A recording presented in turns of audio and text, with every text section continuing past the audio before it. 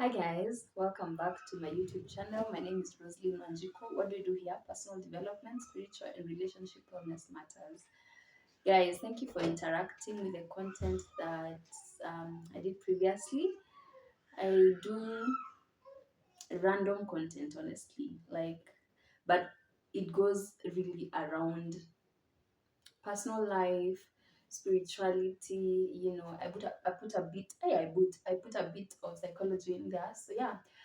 So, guys, today I just thought of coming here to speak about matters spirituality. And I know, guys, God, I don't know about you honestly, but me, one thing I am admitting for sure is that faith is exhausting. The journey of faith is exhausting. I can say that for sure, without fear of contradiction. And I'm about to explain myself better. Before you come with stones, oh, you're a believer, why would you send that kind of energy out there? Imagine, I'm not the first one. See, when the Bible says that there's nothing new under the sun, really, there is nothing new under the sun. I'm about to give you scripture that just confirms that. And in First Kings chapter 19, the Bible expounds more on the story of Elijah and his journey of faith and his call. Guys, if there's one thing that can exhaust you as a person, is the call that God has given you. Sometimes you really exercise it, you're not passive about it. You go out there and do what God has called you to do. It doesn't have to be preaching at the pulpit, it could be business, it could be that preaching at the pulpit. Anything, think of anything that God has called you to do. And sometimes you're just exhausted because you're wondering, why is everyone else taking off and I'm still here, mark timing, doing the best that I can do, but nothing is working. Let's refer to Elijah, the story of Elijah. Remember the contest at Mount Carmel? Oh, that sounds glamorous, it sounds glorious, the fact that Elijah called on to God and he brought down the fire and his sacrifice was consumed and he killed the 400, is it 450 prophets of Baal, and it was so magical for him. And everyone wants that moment, guys. Everyone wants that experience, that encounter where you call on God and immediately he answers. I can relate to that. But after that, guess what? Guess who was complaining to God? Elijah still. After the contest at Mount Carmel, let me tell you something funny about your call. With every new level, there's a new devil.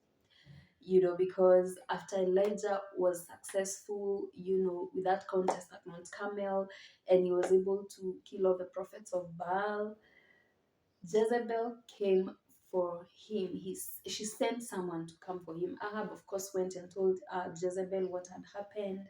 And Jezebel was not about to rest. The devil is not about to rest, okay? He is roaring like a lion because he wants to come for your faith, all right?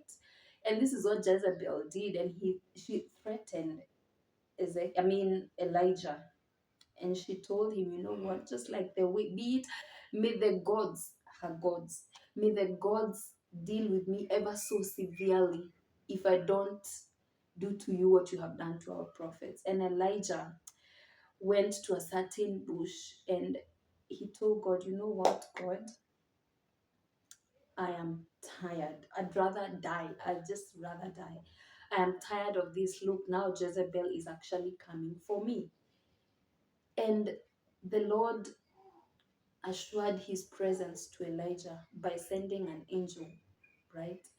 He sent an angel who came with food and water, and he tapped on Elijah. Hey, boy, come on. You need to eat and drink. God did not tell Elijah, I'm sorry, my son. I promise you it's not going to rain again for you. You're not going to feel the cold again. You're not going to feel you're not going to be broke again. You're not going to be rejected again with all your proposals that you're sending to offices. He didn't tell Elijah that. He sent an angel and told him, eat and drink, because the journey is about to be long. And it's so heartbreaking sometimes to feel like God is not being remorseful. But I came to encourage you that even in the midst of that storm, the Lord is with you. And I pray that He sends you constant signs of His presence, even when you're in the storm. And remember, the storm does not always have to mean that you will not be successful in your journey. We said a new level, a new devil, you know. The fact that Elijah had been successful in calling out to God, and God assured him, affirmed that He was with him by sending that fire which consumed the sacrifice. Still, Elijah, with his humanity, he felt a sense of doubt. He felt a sense of exhaustion because he was a human.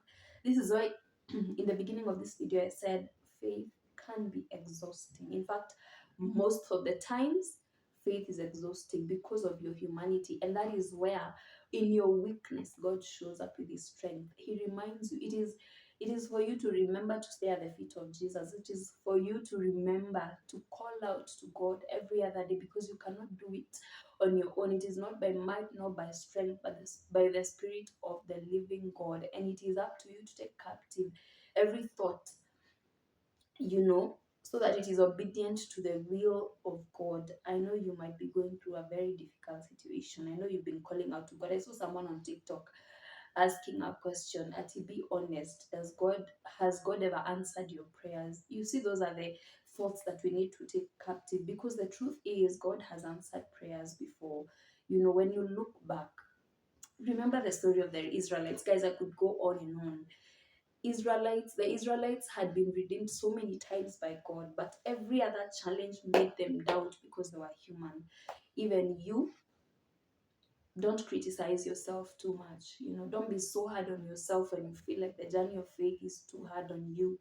The truth is, your humanity makes you feel that way, but the divinity of God will rescue you, because He has called you for sure. Is it for that business? He has called you. Is it for that career you're trying to work on? He has called you. Is it for that family that you have fought for so long and you feel exhausted? He has called you, and He's going to do it for you. It might feel like it's taking a bit long. Remember what Elijah told God, because after he ate and drink, he went on another journey, and he went to the mountain of God. And God asked him, Elijah, what are you doing here? And he started complaining, you know what, God, um, the Israelites have refused to keep your covenant. This is what, as Christians, maybe you're telling God.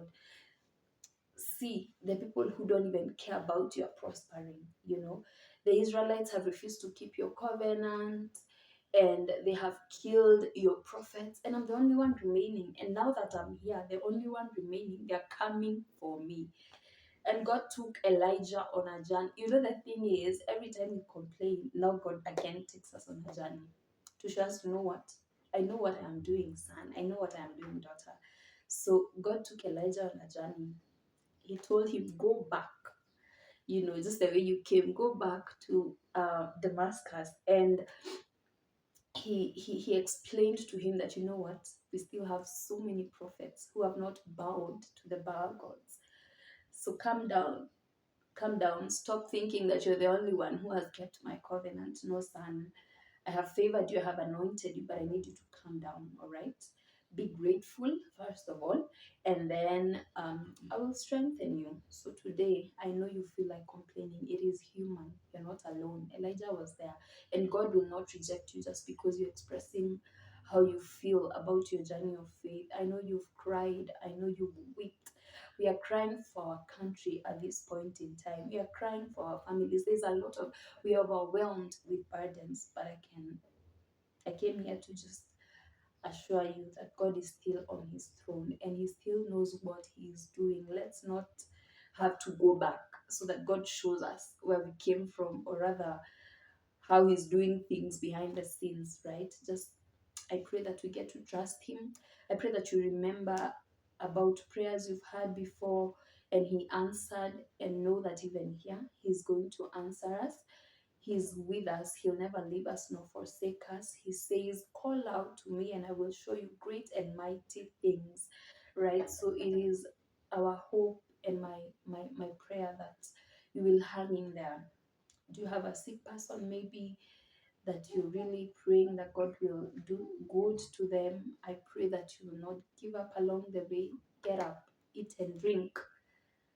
because God is about to walk with you through the journey, and it will end in victory. It is my prayer that surely it will end in victory, and that at the end of the day, you will say that our God did not fail. You will say that faith did not fail you. It might have been tiresome, it might have been exhausting for you, but it is my prayer that at the end of the day, you will say this: faith did not fail me, God did not fail me. Remember Abraham?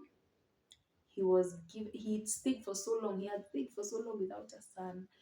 And when he had that son, God still tested him and asked him, you know what, I need you to go and sacrifice that son. And tell me how exhausting that might have been for him, to think, why would God give me this and again want to take it away? It is my prayer that God will align our thoughts to his will, and so that every journey of faith will be worthwhile, every journey of faith will be fruitful, to the glory and honor of his name. Thank you for staying with me. I hope that this has encouraged you in these very difficult times. And I pray that we will continue to encourage one another, and that God will continue to show up as God for each of us. Kindly remember to subscribe to my YouTube channel, and also to share this message, because I believe that this message is very timely for each of us. We are all going through very tough seasons here and there, and if you're not good for you, kindly remember to encourage the people who are in that difficult season. And comment down below, tell me how you've been feeling about your journey of faith. Tell me how you've been doing with your prayer journey, reading the Bible, going to church or fellowships. Tell me how it's been for you, and let's continue to encourage one another. I love you all. Thank you for staying with me. See you in the next one.